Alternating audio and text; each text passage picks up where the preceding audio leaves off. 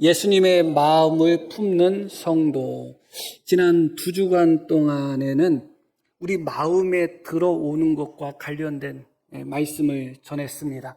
살면서 삶의 염려, 걱정, 두려움들, 그런 것들이 우리 마음 밭에 들어와서 심겨지는 것에 대해서 말씀을 드렸습니다. 우리의 마음은 하나의 또 밭이 되는 것이죠. 그렇게 살면서 많은 부정적인 것, 많은 불신앙, 또 많은 걱정, 염려, 또 돈에 대한 사랑, 탐욕들, 그런 것들이 우리 마음의 밭에 심겨지고 우리 마음에 들어와서 어느새 우리 자신을 장악해 버리고 우리가 믿음으로 살지 못하게 하는 부분을 배웠죠. 지난주에도 역시 동일한 말씀이었습니다. 마치 배에 물이 들어오듯이 우리가 살면서 우리의 마음의 배에도 그렇게 때로는 두려움이 들어올 때가 있고, 때로는 염려가 들어올 때도 있고, 때로는 낙심이 들어올 때도 있고, 때로는 불안과 혹은 불평, 불만들이 우리의 마음의 배를 채울 때가 참 많습니다. 그러다 보면 예수님을 믿으면서 우리가 믿음으로 살아가지 못할 때가 많습니다. 그렇게 살면서 하루하루 우리의 마음에 들어오는 것, 우리 마음에 들어와서 우리의 마음을 장악하고 우리의 마음에 들어와서 우리 마음에 심겨져서 우리를 주장하는 그런 것들에 대해서 2주 동안 말씀을 묵상했습니다. 오늘 말씀을 통해서는 우리 마음에서 나가는 것에 대해서 말씀을 배우려고 합니다. 들어오는 것이 있다면 당연히 나가는 것이 있겠죠. 예수님께서 제자들과 음식을 잡수시는데 서기관과 바리새인들이 제자들이 손을 씻지 않고 음식을 먹는 것을 보면서 비난하면서 이렇게 이야기하죠. 왜 당신의 제자들이 장로들의 유전을 무시합니까? 음식을 먹기 전에는 손을 씻어야 되는데 원래 손 씻는 규례는 제사장들이 성전에서 하나님께 제사를 드리기 전에, 하나님을 섬기기 전에 제사장들이 깨끗이 손을 씻습니다. 그런데 그것이 더 확장되어서 이스라엘 백성들이 우리는 하나님 앞에 거룩한 백성들이니까 음식을 먹을 때도 제사장들뿐만 아니라 모든 백성들도 손을 깨끗이 씻어서 정결하게 한 상태에서 음식을 먹자. 그렇게 오래전부터 유전으로 내려왔던 것입니다. 성경에 기록된 것은 아니지만 그들이 장로의 유전이라고 해서 그것이 하나님의 뜻이다 하면서 전통적으로 받아들였던 거예요. 그런데 제자들이 음식을 먹는데 손을 씻지 않고 먹는 겁니다. 깜짝 놀란 것이죠. 왜 장로들의 유전을 범합니까? 왜 정결하지 못한 모습으로 음식을 먹습니까? 왜 당신의 제자들은 저렇게 부정합니까? 그렇게 예수님의 제자를 또 예수님을 비난하고 있습니다. 그들을 향해서 예수님은 이렇게 말씀하십니다. 입으로 들어가는 것이 사람을 더럽게 하는 것이 아니라 입에서 나오는 것이 사람을 더럽게 한다. 너무너무 잘 알고 있는 말씀이죠. 그렇게 주님께서 말씀하셨죠. 우리는 그 말씀을 듣고서 무슨 말씀인지 단번에 알게 되지만 제자들은 아마 그 말씀이 조금 어려웠던 것 같아요. 그래가지고 집에 들어왔을 때 제자들이 그 부분에 대해서 예수님께 또 따로 묻고 하는 장면이 또 나옵니다. 18절 말씀부터 한번 볼까요? 예수께서 이르시되 17절 말씀 보겠습니다. 무리를 떠나 집으로 들어가시니 제자들이 그 비유를 물어보았다. 그렇게 말씀이 나오죠. 제자들 생각에는 입으로 들어가는 것이 사람을 더럽게 하는 것이 아니라 입에서 나오는 것이 사람을 더럽게 한다는 그 말씀이 비유처럼 느껴진 것 같아요. 깨닫지 못한 것이죠. 그래서 제자들이 집에 왔을 때 예전처럼 계속 예수님께서 제자들이 깨닫지 못했을 때 조용한 자리 혹은 집에 있을 때 제자들에게 가르쳐 주셨던 것처럼 제자들이 예수님께 물어봅니다. 그때 예수님이 이렇게 말씀하시죠. 18절 예수께서 이르시되 너희도 이렇게까지 깨달음이 없느냐 이렇게 말씀합니다. 너희도 지금쯤은 좀 깨달을 때가 됐지 않았느냐. 그런데 아직까지 너희조차도 이렇게 깨달음이 없느냐 하면서 무엇이든지 밖에서 들어가는 것이 능히 사람을 더럽히지 못한다. 왜냐하면 이어지는 말씀 이는 마음으로 들어가지 아니하고 배로 들어가기 때문에 그렇다. 그러니까 지난 2주 동안 배운 것도 우리 안에 들어오는 것이 입을 통해서 배로 들어간다면 뭐 배탈 나거나 혹은 뭐 아주 독성이 강하면 죽기까지 하겠죠. 물론 그런 위험이 분명히 있겠지만 그러나 본질적으로 우리를 도덕적으로 영적으로 하나님 앞에서 더럽게 만들지는 않아요. 어떤 음식을 먹는다는 것이 우리를 더럽게 만들지는 않습니다. 때로는 이것을 먹을 수도 있고 저것을 먹을 수 있고 때로는 우리가 어떻게 저걸 먹어 해도 그런 음식조차도 우리의 도덕적인 부분, 영적인 부분을 더럽게 하지는 않습니다. 왜냐하면 입으로 들어가 그것이 배로 들어가 뒤로 나가기 때문에 그렇죠. 그런데 두려움, 염려, 걱정, 탐심, 욕심, 음행 이런 것들은 우리 마음 안으로 들어오는 것이거든요. 그렇기 때문에 그것이 정말 무서운 것입니다. 예수님께서 계속 그 말씀 띄워줘요. 이렇게 말씀합니다. 음식을 먹는 것은 마음으로 들어가지 않는다. 음식은 배로 들어가는 것이 아니냐. 그리고 뒤로 나갈 뿐이다. 그렇게 말씀하십니다. 그러면서 정작 우리를 더럽게 하는 것이 따로 있음을 말씀합니다. 20절 계속 또 이르시되 사람에게서 나오는 그것이 사람을 더럽게 한다. 여기서는 입이라고 말씀하지 않고 사람이라고 말씀합니다. 사람에서 나온다는 것은 결국은 입에서 나오는 것은 말로서 한정 짓지만 사람에게서 나온다는 것은 생각이나 말이나 행동이나 그 모든 것을 다 포함하는 거예요. 사람에게서 나오는 것. 근데 어디서 나오는가? 그 마음에서 나오는 거예요. 사람의 마음에서 나오는 것, 사람 안에서 나오는 그것이 사람을 더럽게 한다. 그렇게 말씀합니다. 그러면서 사람 마음 안에 무엇이 있는지 이어지는 말씀 속에서 이렇게 말씀하죠. 속에서 곧 사람의 마음에서 나오는 것은 사람의 마음에서 나온다는 것은 사람 마음에 담겨 있다는 거예요. 그 마음 안에 들어있다는 것이죠. 무엇이 들어있는가? 악한 생각, 곧 음란과 도둑질과 살인과 간음과 탐욕과 악독과 속임과 음탕과 질투와 비방과 교만과 우매함이니 이 모든 악한 것이 다 속에서, 다 마음에서 나와서 사람을 더럽힌다. 여기서 주님이 첫 번째 하신 말씀이 무엇이냐? 정말 더러운 것은 내 안에 있다는 것입니다. 내 밖에 있는 것이 아니라 내 안에 있다는 것입니다.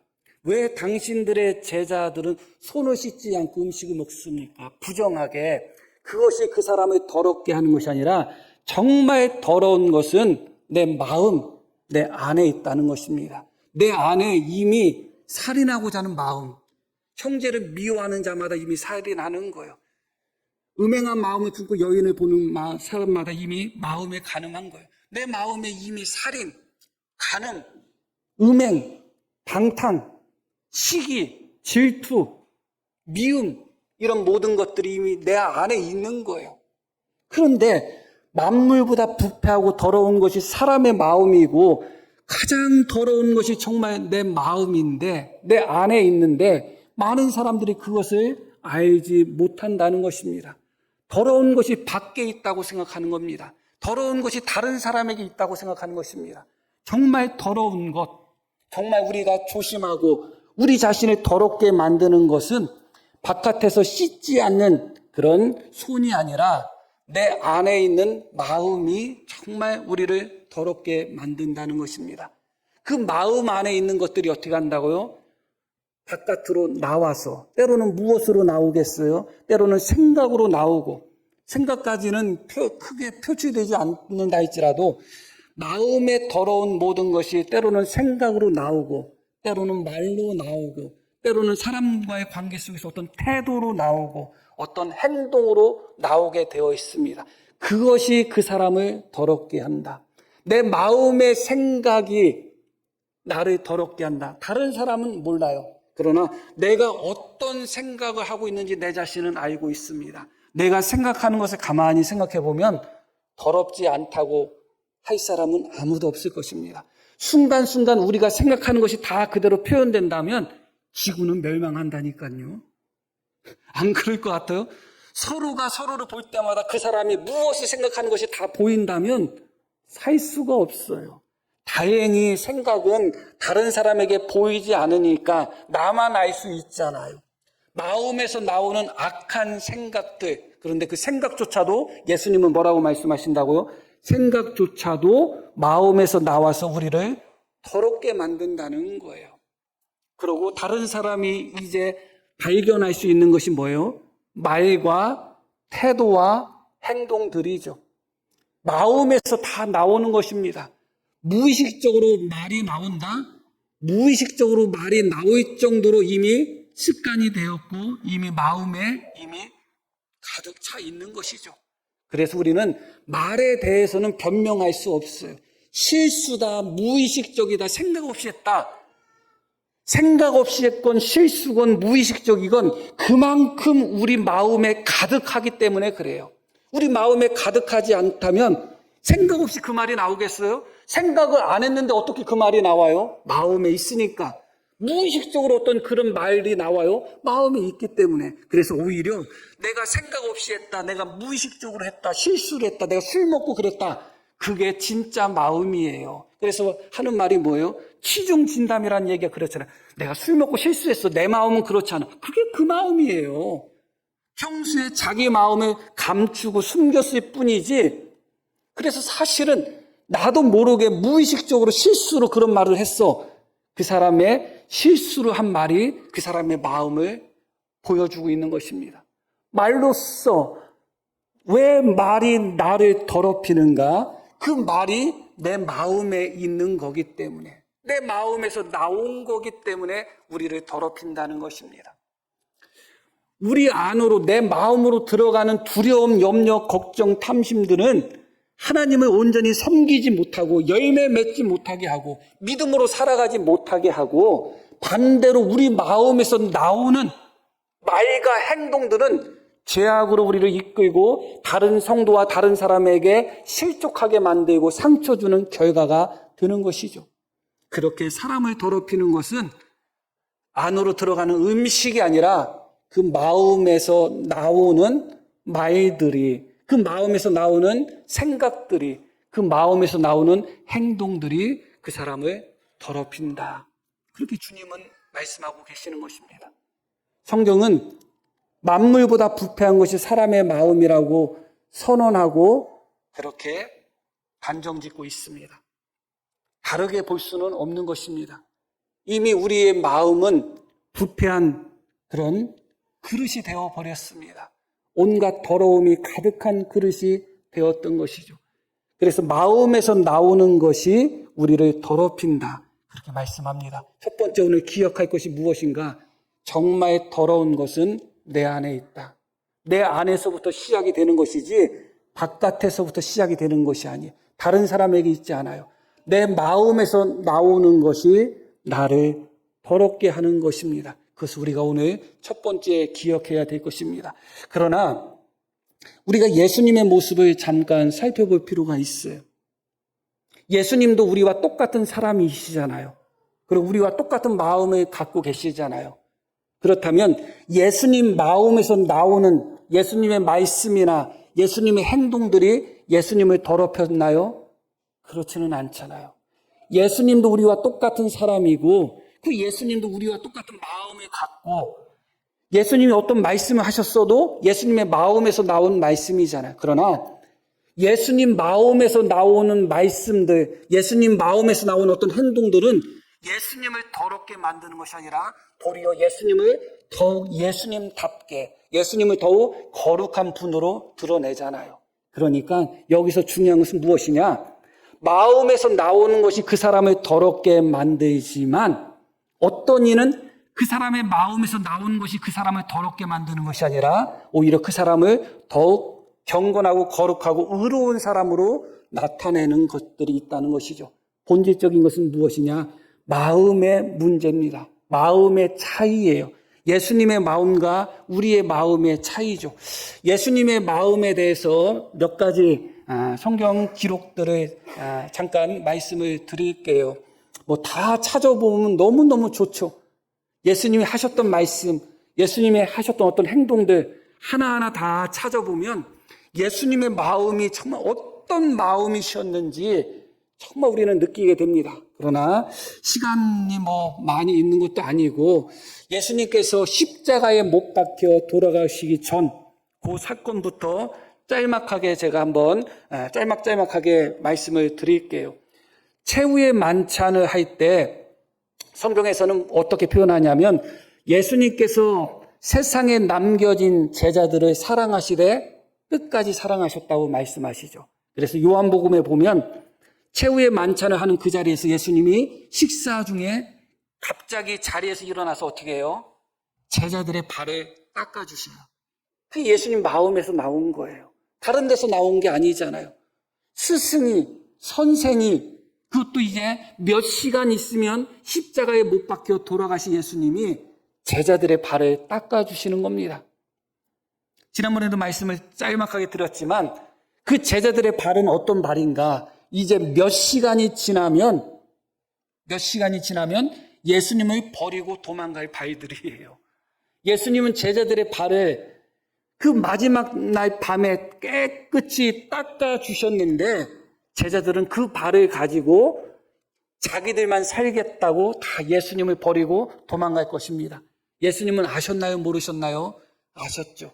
너희가 다 나를 버릴 것이다. 아셨어요. 나 같으면 제자들이 나를 버리고 도망갈 것을 알았다면 발을 닦다가도 발을 탁 때렸을 거예요. 갑자기 발이 미울 것 같아. 그 발로 막 도망갈 거니까. 예수님은 그러지 않았어요. 그 발을 닦아주셨어요. 그러고 최후의 만찬을 하시면서 지금의 성찬이죠. 제자들에게 뭐라고 말씀하셨어요? 빵을 주시면서 이것은 너희를 위하여 주는 나의 몸이다. 너희. 조금 있으면 예수님을 버리고 도망갈 제자들. 너희를 위하여 주는 나의 몸이다. 잔을 주면서 너희를 위하여 흘리는 나의 피다. 그렇게 말씀하시죠. 어떻게 그런 말과 행동이 나올 수 있어요? 예수님 마음이 그런 거예요. 예수님 마음이 그런 거예요. 그렇게 주님이 주셨던 빵과 또 피를 상징하는 포도주를 제자들이 먹고 베드로는 주님의 몸을 상징하는 빵과 주님의 피를 상징하는 포도주를 마시고 베드로는 바로 그날 밤에 나 예수를 모른다고 저주하고 맹세하며 3번까지 예수님을 부인했습니다. 바로 그 입. 성찬, 주님의 몸을 받아먹었던 바로 그 입. 주님이 몰라요? 아시잖아요. 오늘 다 구이기 전에 내가 3번 나를 부인할 거라고 아셔요. 그러면서도 이것을 먹어라. 주시잖아요. 그게 주님의 마음이잖아요. 그게 마음에서 나온 거지 어디서 나온 거예요. 그러는 동안에 제자들은 자기들끼리 서로 싸워요. 무엇 가지고 싸우느냐? 누가 더 큰 사람이냐? 누가 더 높은 사람이냐 가지고 싸워요. 왜 그럴까요? 그게 제자들 마음에 있는 거예요. 제자들의 마음에 있는 것이 나와서 서로 싸우면서 그들을 더럽히고 있지만 주님의 마음에 있는 것은 나와서 어떻게 하고 있어요? 제자들의 발을 닦아주고 있고 제자들을 위하여 성찬을 제공하고 있고 끝까지 제자들을 사랑하고 있는 것입니다. 주님의 마음에서 나온 것이 어찌 주님을 더럽혔다고 할 수 있겠어요? 어떻게 이럴 수가 있을까 정도로 주님을 정말 사랑하도록 만들 수밖에 없는 그런 말과 행동들이 나오는 거 아니겠어요? 겟세마네 동산에서 기도하러 가시면서 제자들과 관련된 이야기는 생략하고 아버지 하나님께 기도하시잖아요. 주님의 마음속에 있는 것을 기도합니다. 이 잔을 내게서 옮겨 주십시오. 제자들에게 내 마음이 심히 고민하여 죽게 되었다고 이야기하실 정도로 예수님은 우리와 똑같은 성정을 갖고 계셨기 때문에 죽음의 공포를 느끼셨어요. 우리 성도님들이 내일 십자가, 몇 시간 있다가 십자가로 진다고 생각해 보세요. 상상할 수가 없죠. 우리 예수님은 그 공포를 느끼신 걸 그대로. 그래서 하나님 앞에 무엇이라 기도합니까? 이 잔을 내게서 옮겨 주십시오. 그렇게 기도하시잖아요. 그런 후에 그러나 내 뜻대로 마옵시고 아버지 뜻대로 하옵소서. 그 기도가 예수님의 마음에서 나온 거잖아요. 그 기도가 예수님이 어떠한 분이신지를 보여주고 있잖아요. 내 뜻대로 마옵시고 아버지 뜻대로 해주세요. 사람의 마음에 있는 것이 생각이 되고 말이 되고 행동이 되고 기도가 되고 신앙이 되는 것입니다. 주님의 마음은 우리 마음과 너무너무 달랐어요. 똑같이 사람이었지만 달랐어요. 그렇기 때문에 주님의 마음에서 나오는 것은 악취가 나오지 않았어요. 언제나 향기가 나왔던 것이죠. 주님 마음에서 나오는 것은 살인, 포악, 간음이 나오지 않았어요. 사랑과 용서와 충성과 믿음이 나온 것이죠. 그게 주님 안에 있었기 때문에 그래요. 그것이 오히려 예수님을 더욱 예수님답게 만드신 것이죠. 그러신 후에 이제 십자가에 못 박히시잖아요. 십자가에 못 박히셔서 7마디 하셨는데 그 중에 하나가 뭐예요? 주여 저들의 죄를 용서하여 주십시오. 그게 예수님 마음에서 나온 거잖아요. 우리 같으면 어떻게 할까? 어림도 없죠. 어림도 없죠. 우리 마음에는 그게 없어요. 우리 마음에는 내 죽어도 이 원수를 꼭 갖겠다. 내 죽어도 내가 눈을 못 감겠다. 원래 죽으면 잘 눈을 못 감아요. 그냥 눈 뜨고 죽는 경우가 많은데 우리 마음엔 그거밖에 없어요. 우리는 아마 이를 가리면서 죽을걸요. 욕을 하면서 죽을 겁니다. 그러나 예수님은 저들의 죄를 용서하여 주십시오. 우리의 마음하고 너무 다른 것입니다. 사람의 마음에서 나오는 것이 사람을 더럽게 만듭니다. 그게 보통 사람의 마음이 그 마음이기 때문에 그렇습니다. 그러나 우리 예수님 마음에서 나오는 것은 예수님을 너무 아름다운 분으로 그렇게 만들고 있는 것이죠. 그렇게 예수님은 십자가에 못 박혀 돌아가시고 부활하시죠. 부활하신 예수님이 여인들을 만나시잖아요. 여인들을 만나신 후에 뭐라고 말씀하시냐? 너희는 돌아가서 나의 형제들에게 내가 먼저 갈릴리로 갈 것이라 소식을 전하라고 말씀합니다. 예수님을 다 버리고 예수님을 부인했던 제자들을 향하여 예수님은 형제들이라고 말씀하시잖아요. 그러고 그들에게 나타나셔서 주님이 뭐라고 말씀하셔요? 너희에게 평안이 있을지어다.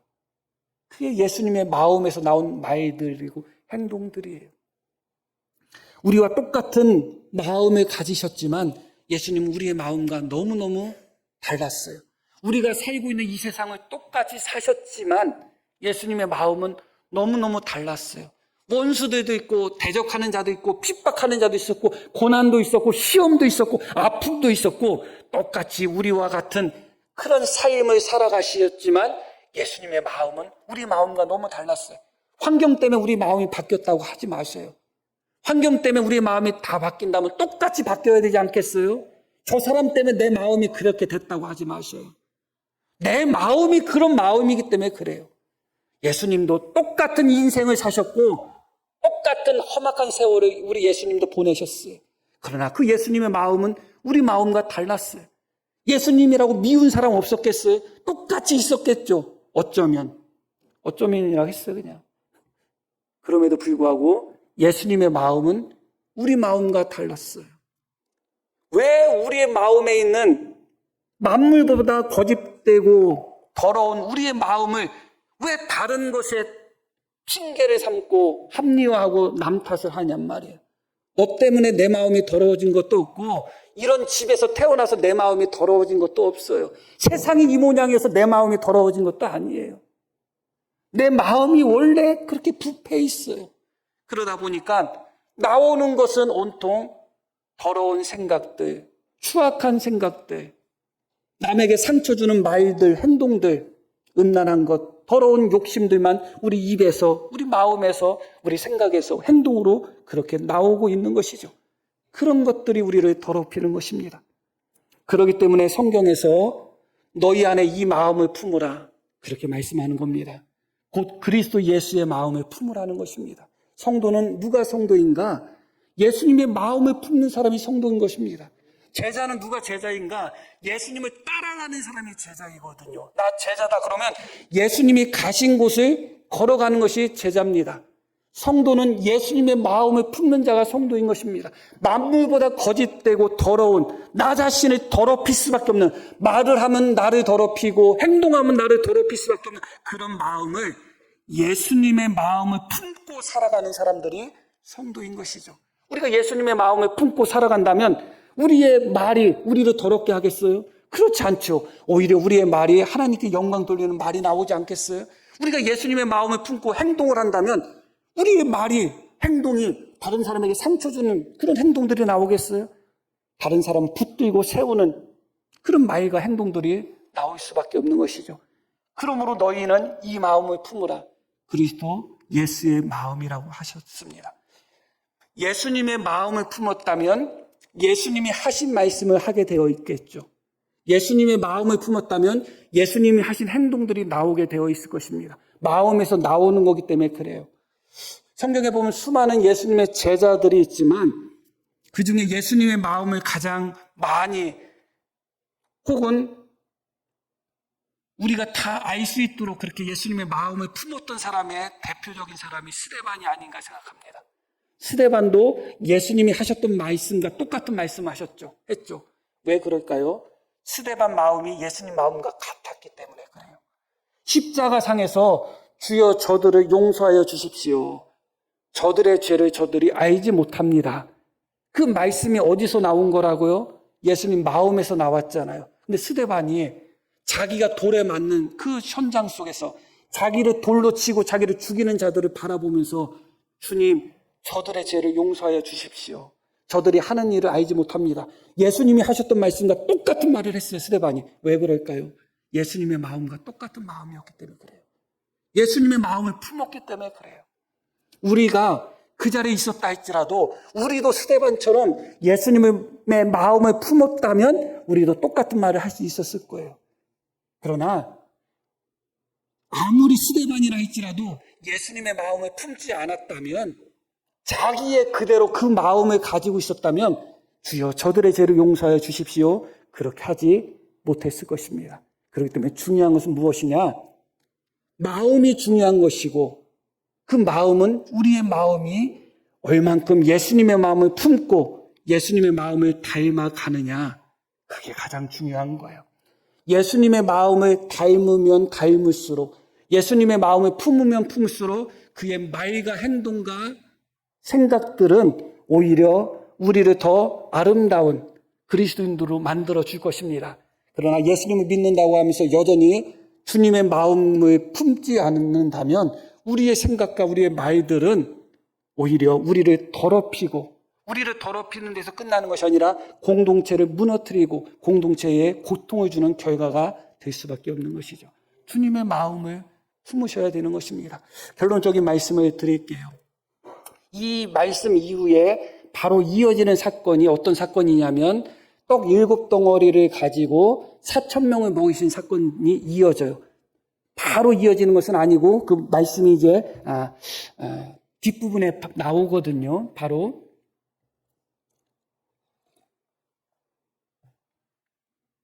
많은 사람들이 예수님과 3일 동안 있었다고 해요.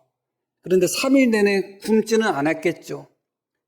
그러나 또 3일 동안 예수님과 있으면서 또 충분한 양식을 준비하지도 못한 것 같아요. 이제 예수님은 3일 동안 당신과 함께 있었던 무리들을 이제 집으로 돌려보내시려고 하는 거예요. 그런데 3일이라고 해봤자 그냥 오늘 한나절, 내일, 그 다음에 모레 낮 시간 정도, 그 정도죠. 그러니까 실제로 나는 이틀, 만으로 이틀도 안 되는 시간일 거예요. 여하튼 그러고 또 도시락 같은 걸 좀 싸고 다니니까 아마 하루 정도 먹을 도시락은 준비했을 것 같아요. 만약에 굶었다면 하루 정도 혹은 한두 끼 정도, 만약에 굶었다면 그럴 것 같아요. 안 굶었을 가능성도 있고. 그런데 문제는 그런 제자들이, 멀리서 온 제자들도 많고, 그들이 돌아갈 때 그들이 배고파서 혹시 지칠까 봐 예수님이 염려하시는 장면이 나와요. 그래서 떡 7덩어리 가지고서 4,000명을 먹이신 거예요. 우리 예수님은 40일을 금식하시고 줄이셨다고 나오잖아요, 성경에. 그래도 사탄이 돌을 가지고 떡으로 만들려고 해도 능력 있는 예수님은 거절하셨어요. 얼마든지. 40일을 금식하시고 줄이신 상태에서도 돌을 떡으로 만들 수 있는 능력 있는 예수님이지만 당신을 위해서는 그것을 거절하셨단 말이죠. 그런데 불과 당신과 3일 동안 같이 있었던 사람들이 돌아갈 때 배고플까봐, 기진할까봐 그들에게 양식을 공급하신 분이 예수님이에요. 그 예수님의 마음이죠. 그 말씀을 잘 표현한 장면이 마가복음에도 나오지만 마태복음에 나옵니다. 15장 32절 보면 예수께서 제자들을 불러 이르시되 내가 무리를 뭐라고 말씀하셔요? 불쌍히 여기노라. 이어지는 말씀 한번 같이 한번 읽을게요. 그들이 나와 함께 있은 지 이미 사흘임에 먹을 것이 없도다. 길에서 기진할까요? 굶겨 보내지 못하겠노라. 길에서 기진할까 하여 내가 차마 굶겨 보내지 못하겠다. 예전 어머니의 마음이 느껴지죠. 응? 저들이 나하고 3일 동안 있었는데 이제 돌아가야 되는데 길을 가다가 지치고 배고플까 봐 내가 저 사람들을 내가 굶겨보내지 못하겠다. 제가 만약에 40일 금식 기도했다면 나는 그랬을 수도 있어요. 물론 안 그랬겠지만 소심해가지고 그냥 하는 예지만 이렇게 얘기할 수도 있죠. 한두 끼 굶는다고 죽어? 나 40일 금식했는데 그럴 수도 있을 거예요. 그런데 주님은 차마 굶겨보내지 못하겠다. 길에서 배고파하고 지치고 그렇게 힘들어할 것을 생각하니까 내가 저들을 굶겨보내지 못하겠다. 이게 주님의 마음에서 나온 것이죠. 그런데 40일을 금식하신 후에 예수님은 줄이셨어요. 그런데 그때 누가 나타나요? 사탄이 나타나죠. 사탄이 그때 나타나서 예수님을 불쌍히 여겨요? 얼마나 배고플까 해요? 아니죠. 예수가 40일 동안 금식해가지고 지금 줄인 상태니 지금이 기회다. 지금이 예수를 넘기고 예수님을 망하게 만들고 예수님을 시험에 빠뜨리고 예수님을 올가미에 걸을 기회다 생각하면서 그렇게 40일을 금식하여 줄이신 예수님 앞에 나타나서 사탄은 예수님을 시험해요. 예수님은 3일 동안 당신과 같이 있던 제자들이, 무리들이 집으로 돌아갈 때 저들이 돌아가는 길에 기진할까봐 나는 정말 저들을 굶겨서 보낼 수 없어. 그렇게 주님은 말씀하셨는데 사탄은 40일을 금식하여 굶주리신 예수님을 보고 불쌍하다, 붙들어줘야 되겠다가 아니라 넘어뜨릴 기회다, 잡아뜨릴 기회다, 시험에 빠뜨릴 기회다 하면서 예수님 시험해요. 왜 그럴까요? 그게 사탄의 마음이에요. 사탄 안에 선한 것이 어디 있어요? 그 안에 있는 것이 그것이 나오는 거예요. 실제로 우리 정치 현실을 보고 세상 현실을 보면 그래요. 누군가의 약한 부분을 보면 내가 붙잡아줘야 되겠다, 불쌍히 여기는 마음, 주님의 마음이 아니라 기회가 왔다, 지금 잡아뜨려야 되겠다, 지금 밟아야 되겠다, 그렇게 생각하는 사람들이 많아요. 왜 그럴까요? 그 사람들의 마음에 주님의 마음이 있는 것이 아니에요. 사탄의 마음을 품고 있는 것이죠. 그러나 그들은 세상 사람이기 때문에 그렇다고 할 수 있겠습니다. 그런데 예수님을 믿는 우리조차도 예수님의 마음을 품지 않고 마귀의 마음을 품고 사는 사람들이 생각보다 많아요. 아나니아와 삽비라 사건 속에서 베드로가 아나니아에게 뭐라고 말을 했죠? 베드로야, 아나니아야, 어찌하여 사탄이 내 안에, 내 마음에 가득하여 이런 일을 하였는가?